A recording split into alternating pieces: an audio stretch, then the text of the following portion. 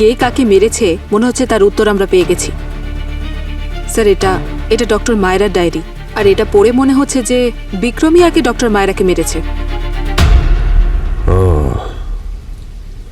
তাহলে এই হলো আসল গল্প। ও, এই ডায়েরিতে যা লেখা আছে সেটা দেখে মনে হচ্ছে যে ডক্টর মায়রা জেনে গিয়েছিলেন যে এখানে যা রাখা আছে এই কোটি টাকার জেমস স্টোনস গুলো এর মধ্যে বেশিরভাগটাই নকল, আর এই কথাও সবাইকে বলতে চাইছিল। আর এই বিষয়টা ও সবাইকে জানানোর আগেই বিক্রম ওর মুখটা বন্ধ করে দিয়েছে। আর এই মোটিভটাই যথেষ্ট বিক্রমের জন্য, যার জন্য ডক্টর মায়রা খুন হয়েছেন। ডক্টর মায়রাও হয়তো সেলফ ডিফেন্সের জন্যই বিক্রমকে মেরেছিল ওই টুইজার দিয়ে। তার মানে স্যার এটা শুধু ডাবল মার্ডারের কেস নয়, কোটি টাকার ফ্রডেরও কেস, যেটাই বিক্রম করেছে আর মারা এই গেছে। কাজটা বিক্রমের একা হতে পারে না পঙ্কজ, এর পিছনে নিশ্চয়ই অন্য কেউ রয়েছে। একটা কাজ করা যাক, এখানকার সমস্ত জেমস্টোন সংগ্রহ করে ফরেন্সিক ল্যাবে নিয়ে যাও। তারপর ডক্টর সালুকেই বলতে পারবেন যে কোনটা আসল আর কোনটা নকল। স্যার, স্যার,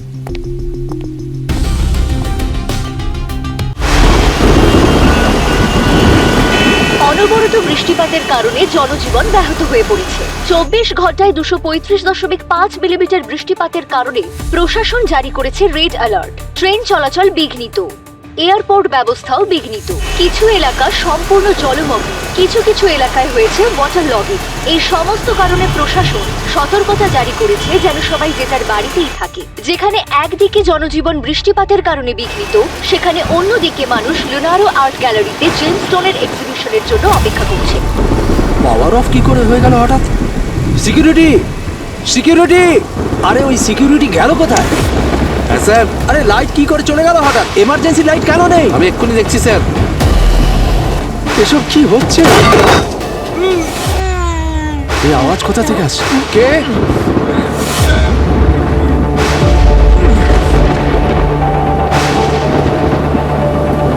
ওখানে কে? Thank god.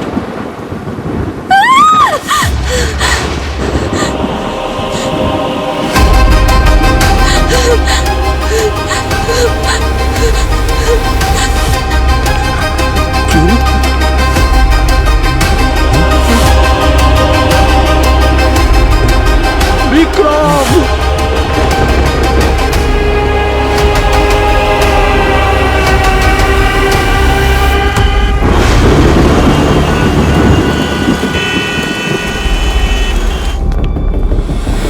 হ্যালো স্যার, আমার নাম রাজেশ।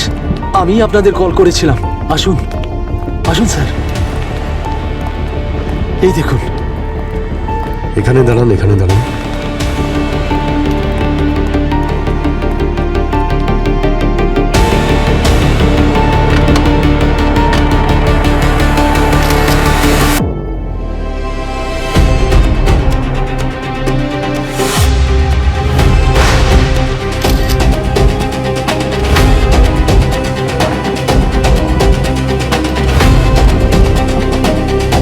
রাজেশবাবু, কি হয়েছিল এক্স্যাক্টলি এখানে? স্যার, এই সব জেমস স্টোনের কালকে অকশন আর এক্সিবিশন ছিল।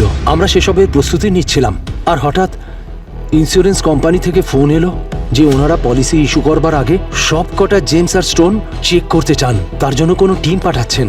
ওটার জন্যই আমরা এসেছিলাম। আচ্ছা, আমি বুঝতে পারছি না, এই ডকুমেন্টেশন যখন কালকে হয়ে গেছিল তাহলে আবার হচ্ছে কেন? আর কত সময় লাগবে এসবের? 9:30 বেজে গেছে। আজ রাতের মধ্যে এই পলিসি অ্যাক্টিভ করতে হবে। বিক্রম, টেনশনের কোনো কারণ নেই। এই যে হাই ভ্যালু পলিসিগুলো আছে, কোম্পানি শুধু এগুলোকে ডাবল ভেরিফাই করে। আর দেখো, সাইডে তো আমি পলিসিগুলো ড্রাফট করছি, তাই চিন্তা করো না। ইন্স্যুরেন্স পলিসিগুলো টাইমে ইস্যু হয়ে যাবে। সব ঠিক আছে মায়েরা? না অনন্যা, কেন জানি না আমার সব ঠিক লাগছে না। বিক্রম ভাই, আমার কালকের ব্যাপারটা নিয়ে ভীষণ টেনশন হচ্ছে। তুই তো জানিস এই গ্যালারির সার্ভাইভালের জন্য কালকের এক্সিবিশনটা আর অকশন কতটা ইম্পর্ট্যান্ট। বিক্রম, কিছু যদি গন্ডগোল হয় না, সব কিছু শেষ হয়ে যাবে, সব কিছু। আরে তো টেনশন করিস না, কিচ্ছু হবে না।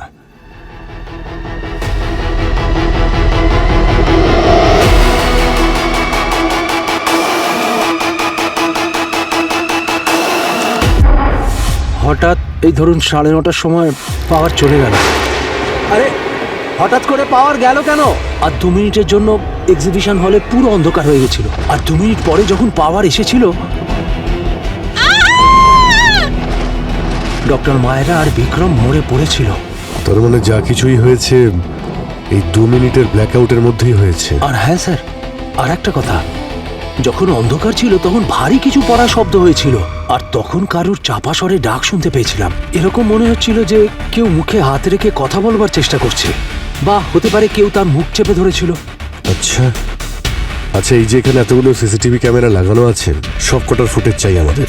I am extremely sorry sir, ওই সিসিটিভি ফুটেজ আপনারা পাবেন না। কেন? আসলে অ্যান্টি থেফট সিস্টেম ছাড়া বাকি সব সিসিটিভি বন্ধ করা হয়েছে স্যার। শেষ 3-4 দিন ধরে পুরো সিকিউরিটি সিস্টেম বন্ধ রাখা হয় ওটা আপডেট করবার জন্য। অভিজিৎ,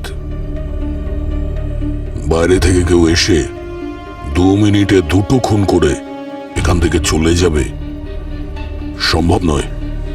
ঠিক বলেছ দয়া, হতে পারে খুনি বাইরে থেকে আসেইনি, খুনি আগে থেকে হয়তো এখানে ছিল। স্যার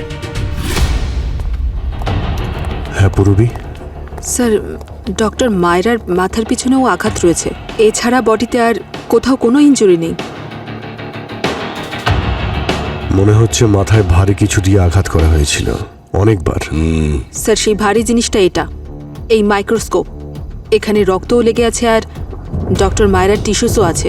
খুব জোরে এই মাইক্রোস্কোপ দিয়ে মাথায় মেরেছে, তাই জন্য এই মাথাটা খুব বাজেভাবে ফেটে গেছে। স্যার স্যার এই দেখুন, এই টুইজার দিয়ে গলায় মেরেছে, অনেকটা ভেতরে ঢুকে গেছে স্যার, আর তার জন্য অনেক ব্লাড লসও হয়েছে, আর এই কারণেই হয়তো সেই সময় মারা গেছে। একজনকে মাইক্রোস্কোপ দিয়ে মেরেছে আর দ্বিতীয় জনকে টুইজার দিয়ে, আর 2টো খুনের ক্ষেত্রেই খুব বল প্রয়োগ করতে হয়েছে। স্যার মানে দুজনকে একজনই মেরেছে? হতেই পারে। স্যার এই টেবিলের অবস্থা দেখে মনে হচ্ছে যে ডক্টর মায়রার সঙ্গে অ্যাটাকারের খুব স্ট্রাগল হয়েছিল। খোঁজ নিয়ে দেখতে হবে দুজনকে খুন করার পিছনে আসল গল্পটা কি। বডিকে ফরেন্সিক ল্যাবে পাঠানোর ব্যবস্থা করো, আর এদের সঙ্গে কথা বলে একবার দেখি এরা কি বলতে চাইছে।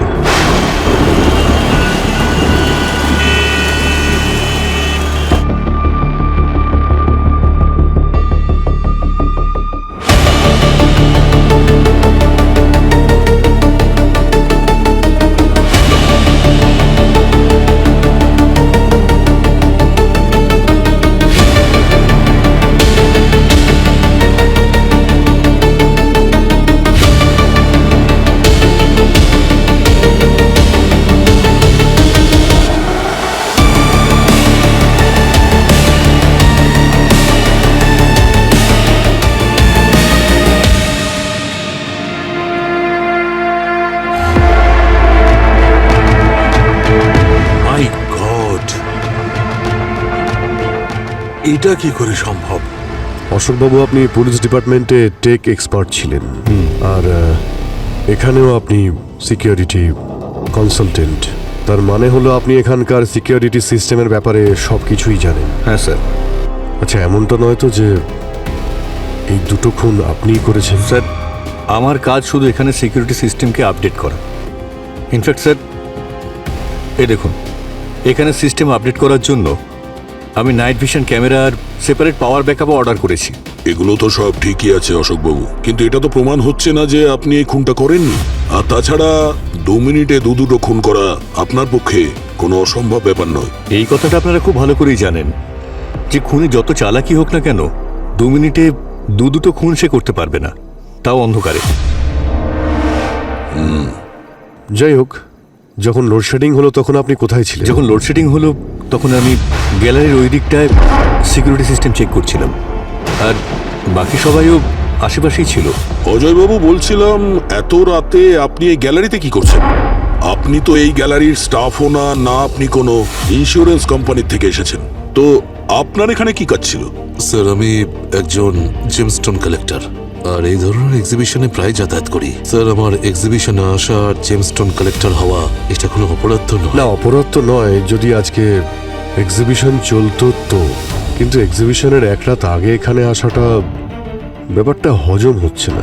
স্যার, অ্যাকচুয়ালি এক্সিবিশন অথবা অকশনের 1 রাত আগেই আমি চলে আসি, আর সেখানে অর্গানাইজারদের সঙ্গে প্রাইভেটলি নেগোশিয়েট করে নিই যাতে আমি এক্সট্রা বেনিফিটস পাই। আর স্যার এখানে যে কাশির সাফায়ার রাখা আছে সেগুলো আমার যে কোনো মূল্যে প্রয়োজন ছিল, তার জন্য আমি বিক্রমকে লাখ টাকা অ্যাডভান্সও করেছিলাম। কেন, কি এমন বিশেষত্ব আছে এই কাসির সাফায়ারের যে একটু অপেক্ষা করতে পারলেন না? স্যার কাশির সাফায়ার গোটা ইন্ডিয়াতে মাত্র 10টা আছে। যদি এগুলো পেয়ে যেতাম তাহলে এগুলো ইন্টারন্যাশনাল মার্কেটে বিক্রি করে কোটি টাকার মালিক হতে পারতাম।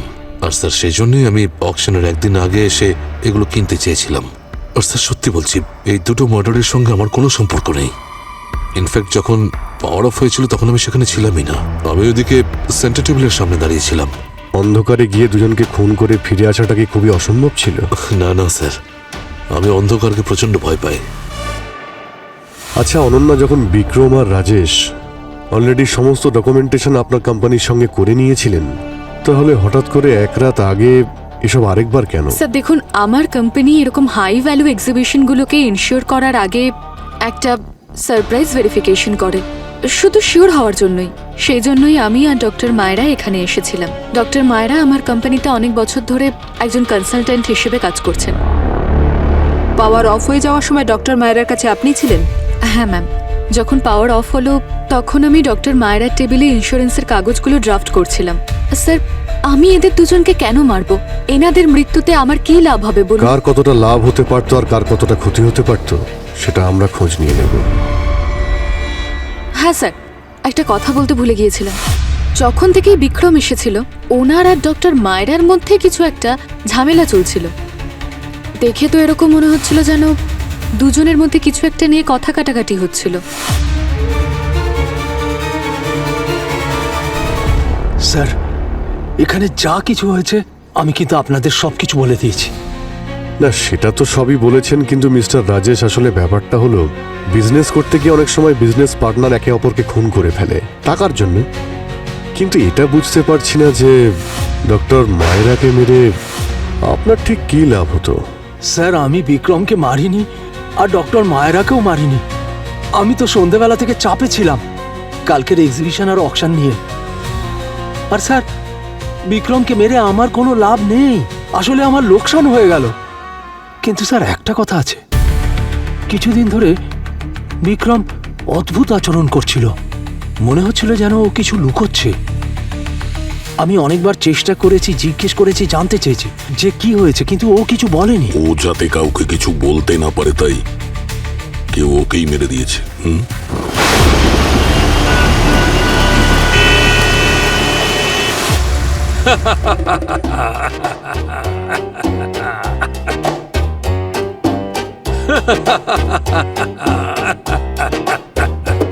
এই যে এত খুশি দেখছি, খুনির খোঁজ পেয়েছো নাকি? সেরকম ভাবতেই পারো। The great doctor Salukhe murder weapon থেকে, আঘাত থেকে জানতে পেরে গেল যে খুনি কে। তাহলে গ্রেট ডক্টর সালুখে, তাহলে বলো না খুনি কে? বস, খুনি এই সময় এই ল্যাবেই উপস্থিত রয়েছে। তুমি কি পাগল হয়েছো? খুনি ফরেনসিক ল্যাবে কিভাবে আসবে? এখানে তো ভিকটিমরা রয়েছে। ভিকটিমরাই খুনি। এসব কি বলছো সালুখে? আমি ঠিক বলছি বস, এরা দুজন একে অপরকে মেরেছে।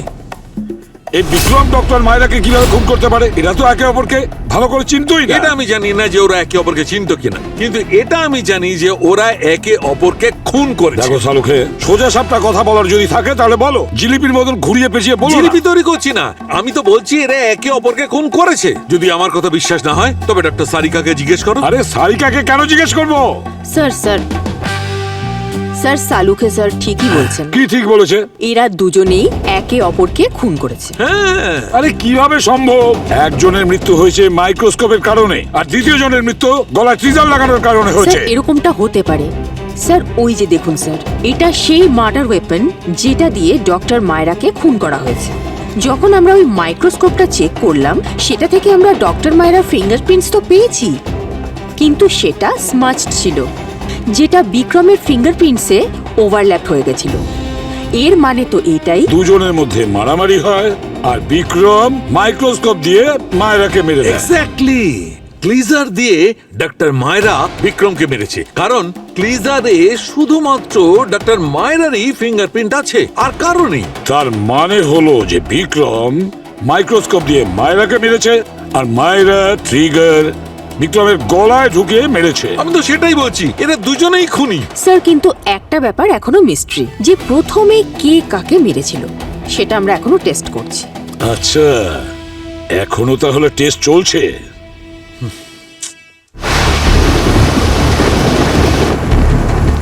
ওকে ওকে স্যার, ইয়া এসিপি স্যারের সঙ্গে ফোনে কথা বললাম। ডক্টর সালুখে বলছেন খুনিকে উনি প্রায় ধরেই ফেলেছেন। মানে কেস সলভ। আরে এটা তো খুব ভালো হয়েছে স্যার, আজ আমি তাড়াতাড়ি বাড়ি ফিরে একটু ঘুমোবো। কে করেছে খুন? উনি বলছেন যে ডক্টর মায়রা আর ডক্টর বিক্রম একে অপরকে খুন করেছেন, তবে আগে কে কাকে খুন করেছেন সেটাই উনি তদন্ত করে দেখছেন। স্যার, কে কাকে মেরেছে মনে হচ্ছে তার উত্তর আমরা পেয়ে গেছি। স্যার, এটা ডক্টর মায়রার ডায়েরি, আর এটা পড়ে মনে হচ্ছে যে বিক্রমই আগে ডক্টর মায়রাকে মেরেছে। ও, তাহলে এই হলো আসল গল্প। ও, এই ডায়েরিতে যা লেখা আছে সেটা দেখে মনে হচ্ছে যে ডক্টর মায়রা জেনে গিয়েছিলেন যে এখানে যা রাখা আছে এই কোটি টাকার জেমস স্টোনস গুলো, এর মধ্যে বেশিরভাগটাই নকল, আর এই কথাও সবাইকে বলতে চাইছিল। আর এই বিষয়টা ও সবাইকে জানানোর আগেই বিক্রম ওর মুখটা বন্ধ করে দিয়েছে। আর এই মোটিভটাই যথেষ্ট বিক্রমের জন্য, যার জন্য ডক্টর মায়রা খুন হয়েছেন। ডক্টর মায়রাও হয়তো সেলফ ডিফেন্সের জন্যই বিক্রমকে মেরেছিল ওই টুইজার তার দিয়ে। মানে স্যার এটা শুধু ডাবল মার্ডারের কেস নয়, কোটি টাকার ফ্রডেরও কেস, যেটাই বিক্রম করেছে আর মারা এই গেছে। কাজটা বিক্রমের একা হতে পারে না পঙ্কজ, এর পিছনে নিশ্চয়ই অন্য কেউ রয়েছে। একটা কাজ করা যাক, এখানকার সমস্ত জেমস্টোন সংগ্রহ করে ফরেন্সিক ল্যাবে নিয়ে যাও। তারপর ডক্টর সালুখেই বলতে পারবেন যে কোনটা আসল আর কোনটা নকল। স্যার, স্যার,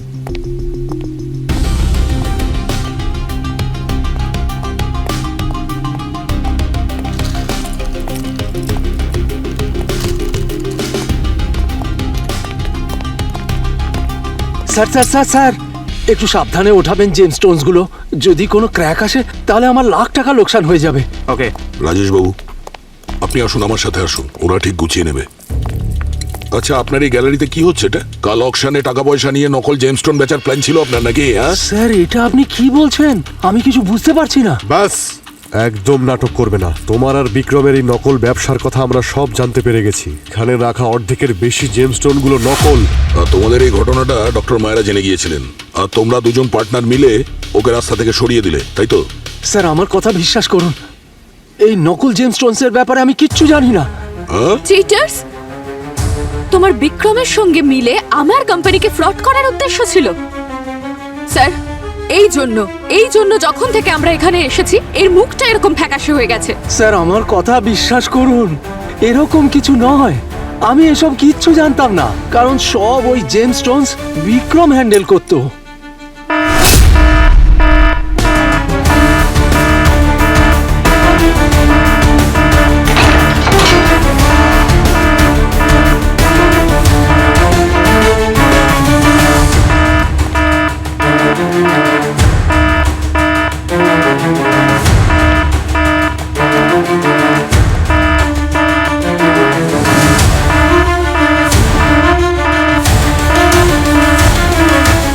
স্যার, রাজেশ বাবু, দরজাটা খোলান। এই দরজাটা খোলা যাবে না স্যার। এই দরজাটা খুলতে গেলে অ্যাক্সেস কার্ড আর পাসওয়ার্ড দুটোই চাই। এই তো সেই অ্যাক্সেস কার্ড, কিন্তু পাসওয়ার্ড কিন্তু কি? পাসওয়ার্ড শুধু বিক্রম জানতো। এসব আবার কি? আমরা দুজনে ঠিক করেছিলাম অ্যাক্সেস কার্ড আমার কাছে থাকবে আর পাসওয়ার্ড ওর কাছে, যাতে কোনো অবস্থাতেই কোনো একজনই দরজা খুলতে না পারে। খোলার সময় দুজনে মিলে খুলবো। আরে এসব কি করেছেন আপনারা? স্যার, বিক্রম আর পাসওয়ার্ড তো রেস্ট ইন পিস হয়ে গেছে। আপনাদের তো বিয়ে করার কোনো প্ল্যান নেই। আমার মা যে আমাদের জন্য আমাদের দুইয়ের প্ল্যান বানিয়েছে, সেটা তো কিছু করতে হবে। আরে রাজেশ বাবু, কোনো না কোনো রাস্তা তো অবশ্যই আছে। স্যার, একটা রাস্তা আছে। যদি আমরা কোম্পানির লোককে ফোন করি তাহলে ওরা দরজা বাইরে থেকে ওভাররাইড করে রিসেট করে এটা খুলতে পারবে। আরে ভাই, এতক্ষণ ধরে মুখে ক্লু পেটেছিলে কেন? যাও তাড়াতাড়ি করো গিয়ে। হ্যাঁ sir, I am very sorry sir. আপনারা সব সময় আমার জন্য ফেঁসে যান।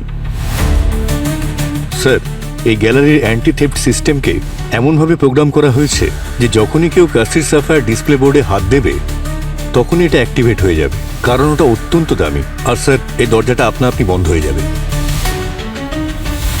স্যার আমি কোম্পানির লোকেদের সাথে কথা বলেছি, ওনারা কাউকে পাঠাচ্ছেন। আর ওয়েদার খারাপ বলে 2-4 ঘন্টা লাগবে।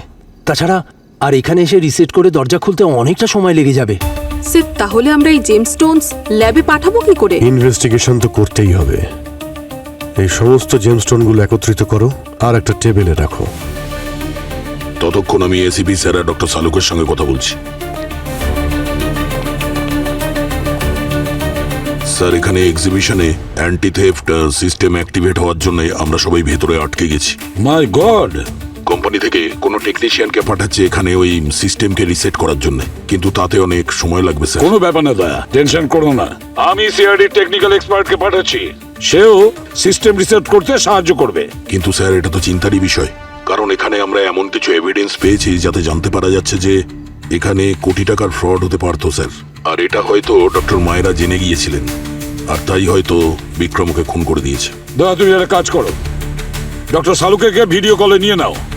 তারপরে তোমার যা সাহায্য লাগবে, যা যা ইনফরমেশন লাগবে আমি এখান থেকে দিয়ে দেবো। Okay sir. দয়া স্যার, অভিজিৎ স্যার, পুরবি। কি হয়েছে স্যার? স্যার এই কাশি সাফায়ার এখানে নেই স্যার।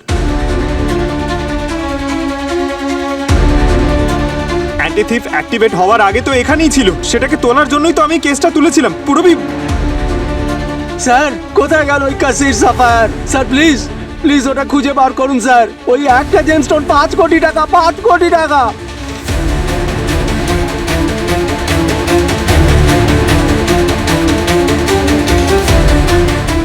রাজেশ বাবু রিল্যাক্স। যদি এই সাফায়ারটা দরজা বন্ধ হওয়ার আগে এখানে থাকে তাহলে ভেতরেই আছে, খুঁজে নেবো আমরা। পুরো হলটা ভালো করে তল্লাশি করো।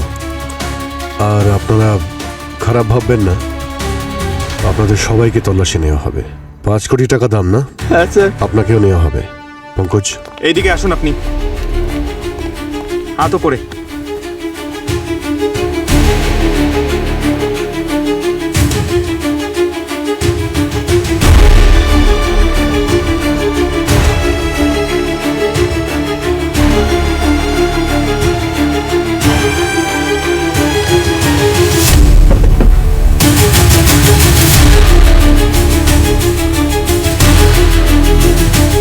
স্যার পেয়ে গেছি স্যার, এই যে ওই টবে ছিল।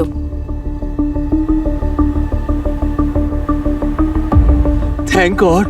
সাফায়ার স্টোন ওখান থেকে এখানে এই টবে, তার মানে কেউ চুরি করার জন্য জেনে বুঝে এখানে লুকিয়েছে।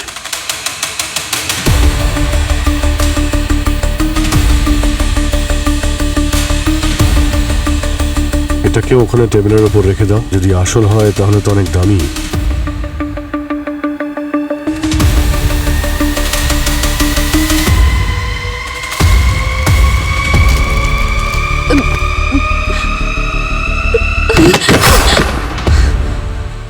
আরে অনন্যা,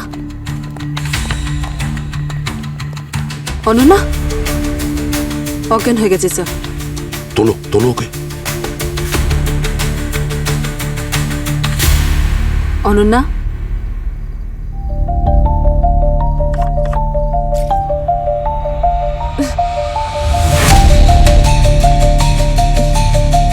অনন্যা, অনন্যা তুমি ঠিক আছো?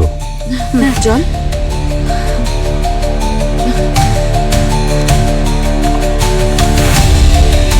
তুমি অজ্ঞান কি করে হলে? জানি না স্যার, হঠাৎ করে শ্বাস নিতে খুব কষ্ট হচ্ছিল আর আমি অজ্ঞান হয়ে গেলাম। ওর শ্বাস নিতে কষ্ট হচ্ছে, মনে হচ্ছে দরজা বন্ধ হওয়ার জন্য এই ঘরের অক্সিজেন লেভেল কমে যাচ্ছে। এখানে ভেন্টিলেশন সিস্টেম কি কাজ করছে না? স্যার পাওয়ার কাট হওয়া অবধি চালু ছিল, কিন্তু মনে হয় খারাপ ওয়েদার আর ঝড় বৃষ্টির জন্য ড্যামেজ হয়ে গেছে। মানে পাওয়ার যখন আবার আসছে তখন এই ভেন্টিলেশন কাজ করছে না। এই দরজা বন্ধ মানে আস্তে আস্তে অক্সিজেন লেভেল কমতেই থাকবে। ঠিক আছে, নিজের খেয়াল রাখো তুমি। দেখি ডক্টর সালুকে কি বলছেন।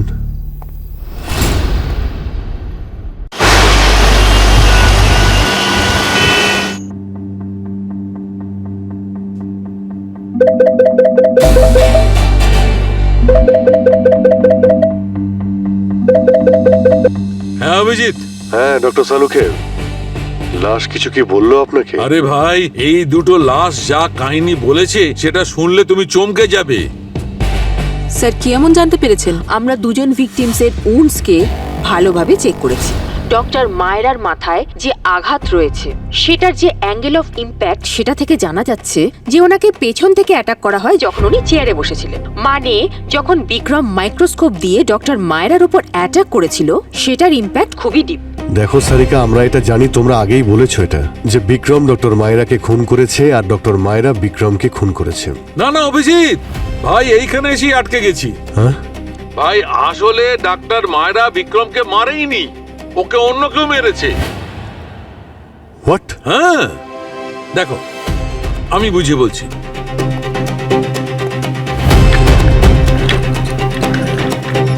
সারিকা বসো। দেখো, আমি বিক্রমের ক্ষতটা যার কারণে ওর মৃত্যু হয়েছে তার গভীরতা আর তার ডাইরেকশনের ইম্প্যাক্টটা খুব ভালো করে পরীক্ষা করেছি। তখন কি জানতে পেরেছি বলছি। এ দেখো, ডক্টর মায়রা এই চেয়ারে বসেছিল আর বিক্রম পিছন থেকে ডক্টর মায়রার মাথায় এমন আঘাত করেছিল আর ডক্টর মায়রা সেলফ ডিফেন্সের জন্য এইভাবে ক্রিজার দিয়ে বিক্রমের উপর আক্রমণ করে। তখন এই ডাইরেকশন কোন দিকে যাবে? নিচে থেকে ওপরের দিকে।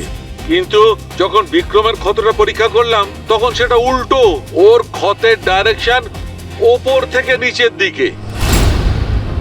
আর যেমন সঠিকভাবে আঘাতটা করা হয়েছিল, ডক্টর মায়রা তো নিজেই আহত ছিল, তিনি তো এটা করতেই পারবেন না এত শক্তি দিয়ে, এটা হতেই পারে না। এটা পরিষ্কার যে বিক্রমকে অন্য কেউ মেরেছে পেছন থেকে।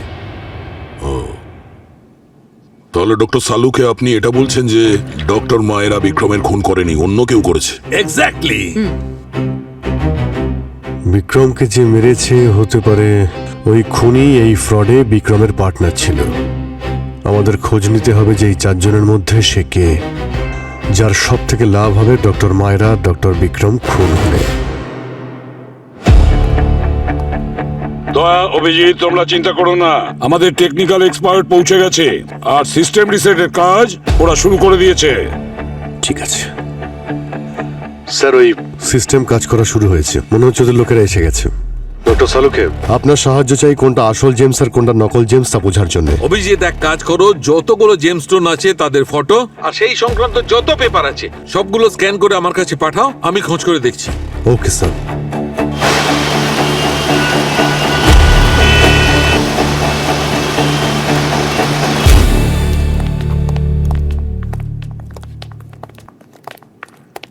আরে সিআইডির সামনে তুমি এসব কি নাটক করছো?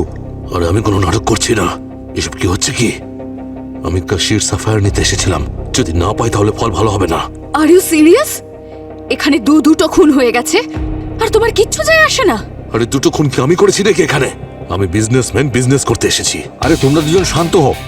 এভাবে ঝগড়া করতে থাকলে তাহলে আরো বেশি অক্সিজেন কনজিউম করবে। এমনিতেই রুমের অক্সিজেন লেভেল কমে গেছে। আরে নিকুচি করছে। ও প্লিজ, এসব ঝগড়াঝাটি বন্ধ করো। এসব করে কি হবে বলো তো? উল্টে সিআইডির লোকদের আমাদের উপর সন্দেহ পড়বে। স্যার, স্যার এটা insurance company, draft insurance company থেকে পেয়েছি। এটা অনুযায়ী ওই দুজনের মৃত্যুতে রাজেশ আর এই গ্যালারির অনেক লাভ আছে। ডক্টর মায়েরার মৃত্যুর দ্বারা এই ফ্রডের কথা কেউ জানতে পারতো না স্যার।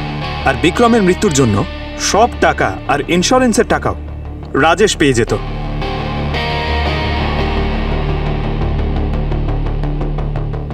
রাজেশ? কিন্তু স্যার আমি এটা করব কেন? যাতে কালকের অকশন আর এক্সিবিশনে বাধা আসে।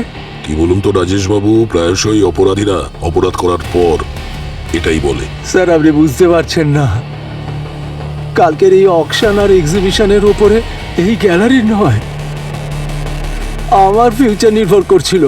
কারণ আমি এই গ্যালারি আর নিজের বাড়ি বন্ধক রেখে ব্যাংক থেকে লোন নিয়েছি।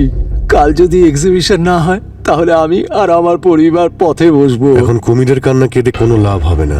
বিক্রম এই কাজ একা করতে পারে না, আর তুমি যদি সাহায্য না করো তাহলে কে করেছে? স্যার এটা আমি কি করে বলবো বলুন? ব্যাংক বোর্ড থেকে জেমস্টোনস গুলো গ্যালারি আনার দায়িত্ব ছিল বিক্রমের। আর স্যার সমস্ত জেমস্টোনস গ্যালারিতে তখন এলো যখন ডক্টর মায়রা আর অনন্যাও এখানে ছিলেন। ইনফ্যাক্ট গ্যালারির লকার থেকে সব জেমস্টোনস আমি অনন্যার সামনেই বের করেছিলাম। আসুন, আসলে হ্যাঁ স্যার।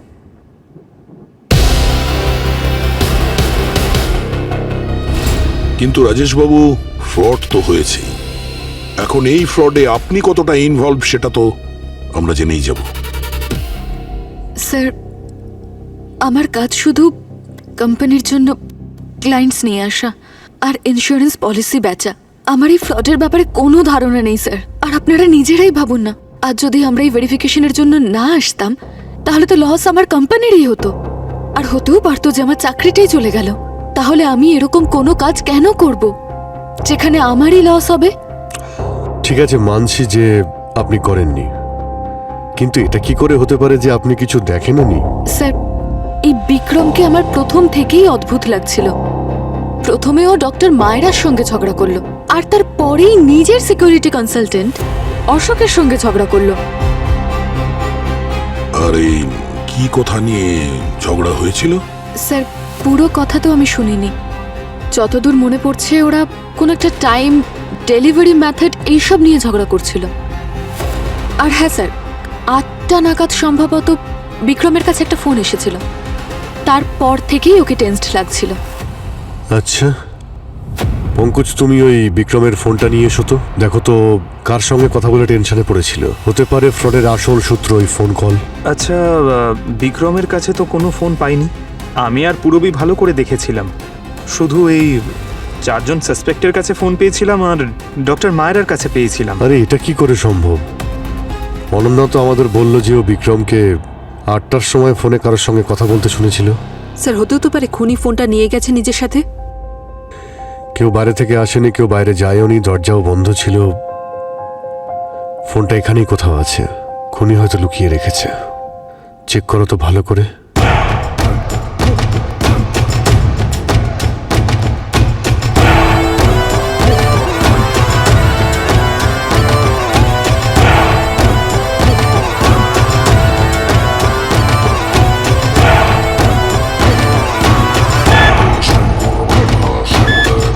খারাপ হয়ে গেছে নাকি? কাঁচকে মেটাল মনে করছে। আরে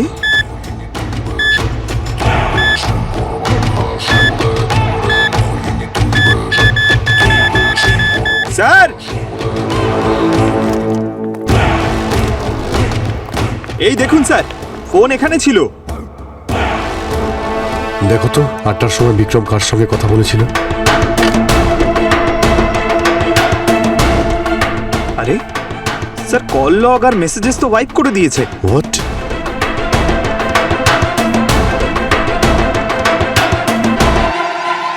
মানে বিক্রম আর তার পার্টনার এটা চায়নি যে কেউ এই মেসেজগুলো দেখুক। পঙ্কজ, একটা কাজ করো, এই ফোনের ডেটা রিকভার করো। এখন এই কল রেকর্ডস আর এই মেসেজেস এগুলোই আমাদের ওর পার্টনারের কাছে পৌঁছে দেবে। স্যার, হ্যাঁ সারিকা, বলো জেমস স্টোনের ব্যাপারে রিপোর্ট কি? সবগুলোই কি নকল নাকি?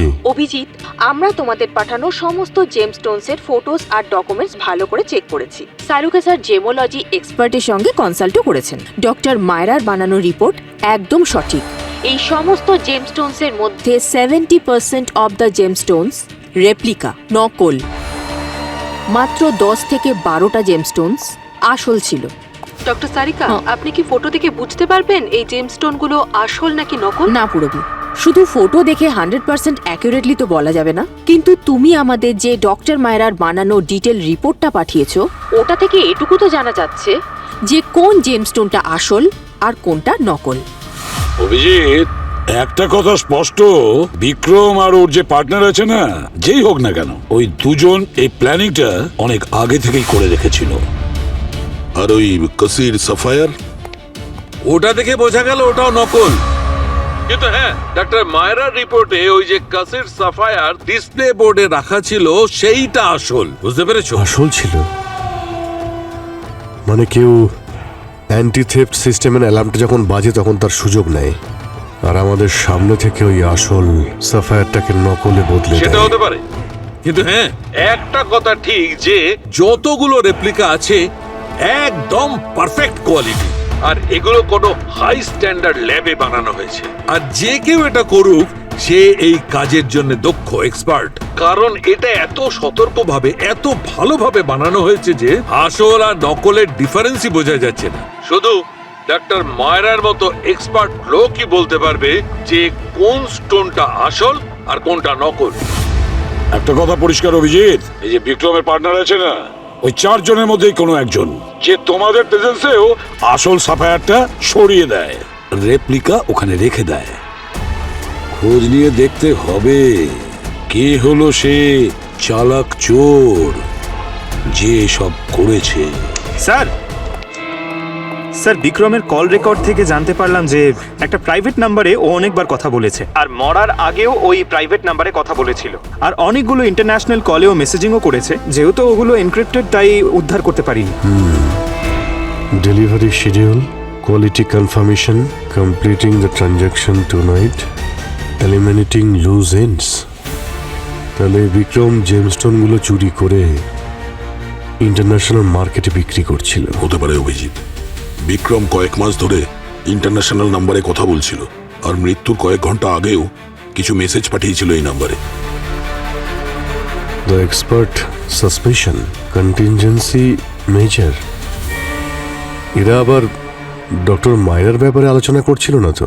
স্যার এই ফোনে না একটা ভয়েস নোটও পেয়েছি। তাহলে শোনাও না তাড়াতাড়ি। এটা শুনুন। যে কোনোভাবেই হোক আমার এই স্টোনটাকে গ্যালারি থেকে বার করতে হবে, কারণ আমরা ডেলিভারিতে লেট করতে পারবো না, কারণ এক্সিবিশনের পর দিনই ডেলিভারি হওয়ার কথা। এটা পজ দাও আবার শোনাও। যে কোনোভাবেই হোক আমার এই স্টোনটাকে গ্যালারি থেকে বার করতে হবে, কারণ আমরা ডেলিভারিতে লেট করতে পারবো না। পজ করো। অভিজিৎ, দয়া, কিছু শুনতে পেলে? কোনো বিশেষ কিছু? হ্যাঁ স্যার, মনে হচ্ছে ও কথা বলতে বলতে অ্যাস্থেমেটিক পাম্পের মতো কিছু ইউজ করছে। এক্স্যাক্টলি। মানে এটার মানে হলো হয় বিক্রমের আর না হলে ওর পার্টনারের, দুজনের মধ্যে একজনের অ্যাস্থমা আছে। না, বিক্রমের লাঞ্চ তো একদম ক্লিয়ার। ওকে, তাহলে ওর খুনি পার্টনারের অ্যাস্থমা আছে। পঙ্কজ, তৈরি হয়ে যাও এই 4 জনের অগ্নি পরীক্ষা নেওয়ার।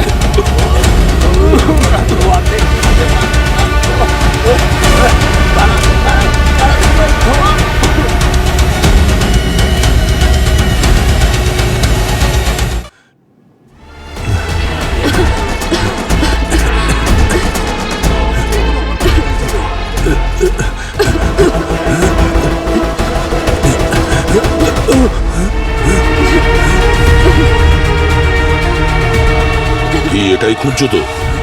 হ্যাঁ,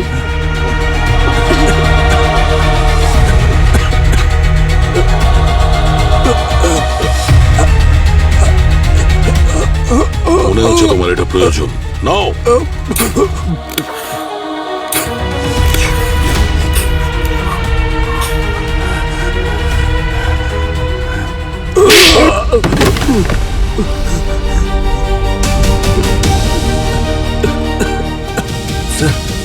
কয়েক মাস আগে ওই বিক্রম আমার কাছে এই জেমস্টোনটা চুরি করার জন্য প্ল্যান করে এসেছিল।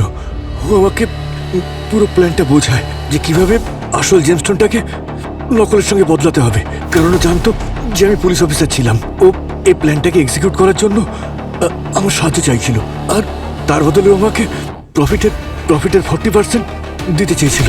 স্যার, ও আমাকে বলল যে গ্যালারির সিকিউরিটি কনসালটেন্ট যদি একজন এক্স পুলিশ অফিসার হয় তাহলে কারোর আমাদের এই প্ল্যানের ব্যাপারে সন্দেহ হবে না। সবকিছু তোমার প্ল্যান অনুযায়ী চলছিল, কিন্তু হঠাৎ করে ইন্স্যুরেন্সের লোকেরা সারপ্রাইজ ভিজিটে চলে আসে, তাই না? হ্যাঁ স্যার, যখন আমরা জানতে পারলাম যে ইন্স্যুরেন্স কোম্পানি চেকিংয়ের জন্য আসছে, তখন আমরা খুব ঘাবড়ে গেলাম। আমাদের মনে হলো আমাদের প্ল্যানটা ফাঁস হয়ে যাবে। আর স্যার, ওদিকে ওই বিক্রম আসল জেমস্টোনটাকে ইন্টারন্যাশনাল মার্কেটে বেচার জন্য তাড়াহুড়ো করছিল। সেই জন্য এই কথাটা নিয়ে আমাদের মধ্যে একটু ঝামেলাও হয়েছিল। আর তাই বিক্রম ডক্টর মায়েরার মুখ সারা জীবনের জন্য বন্ধ করার প্ল্যান করেছিল।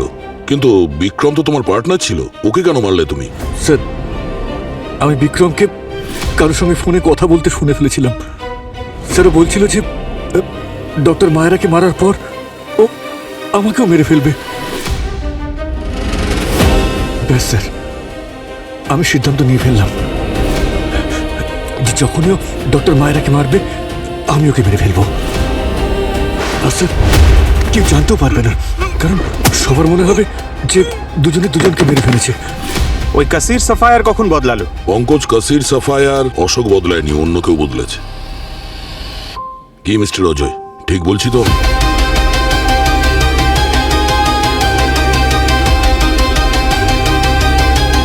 মিস্টার অজয় এখানে কিছু দেখতে আসেনি, ও কাসির সাফায়ার বদলানোর জন্য এখানে এসেছে। দে।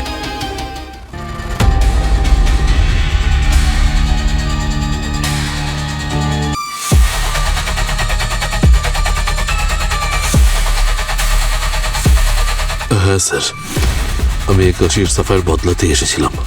আমার এগুলো যে কোনো মূল্যে প্রয়োজন ছিল। সেজন্য আমি একদিন আগে ডিসাইড করলাম যে এক্সিবিশনে এক রাত আগে গিয়ে আমি এগুলো বদলে নেব, যখন সবাই অ্যারেঞ্জমেন্টে ব্যস্ত থাকবে। বিশ্বাসঘাতক, চোর! তোর এই লোভের জন্য আমার পুরো জীবনটা নষ্ট হয়ে যেত। জীবন তো নষ্ট হয়ে গেছে এনার। চুরির জন্য শাস্তি তোমাকেও পেতে হবে।